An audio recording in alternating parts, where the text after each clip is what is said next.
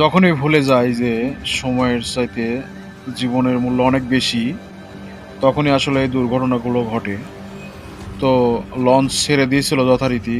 সেই সময় আসলে ছোট, ছোট ট্রলার কিংবা নৌকায় করে সেই লঞ্চে ওঠার জন্য কিন্তু রানিং লঞ্চে ওঠার জন্য কিন্তু ছোটাছুটি শুরু হয়ে যায়। তো আসলেতে এটা কোনো কিন্তু বিষয়, আসলে বিষয়টা জটিল। দেখেন, আমরা যারা বাসে চলাফেরা করি, আমরা কিন্তু সেইভাবে রানিং বাসে কোনোদিন আমরা উঠি না যতক্ষণ বাস না থামে।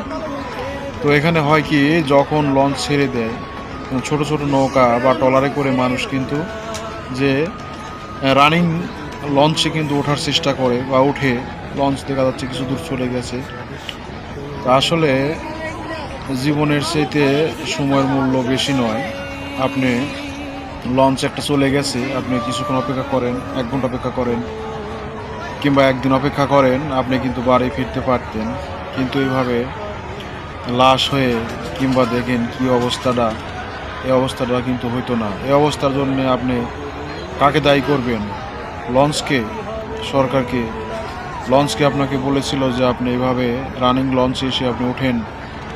আসলে কিছুটা দোষ আছে, তারা যদিও অ্যালাউ করে যে দৌড়ায় এসে যারা নৌকায় করে এসে লঞ্চে ওঠার, এটা আসলে বন্ধ করা উচিত।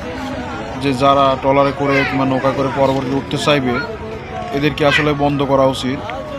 লঞ্চওয়ালারা হয়তো চায় যে একটু ভাড়া বেশি হোক, কিন্তু এটাও বন্ধ করা, এই হিসাবে তার দোষ থাকতে পারে।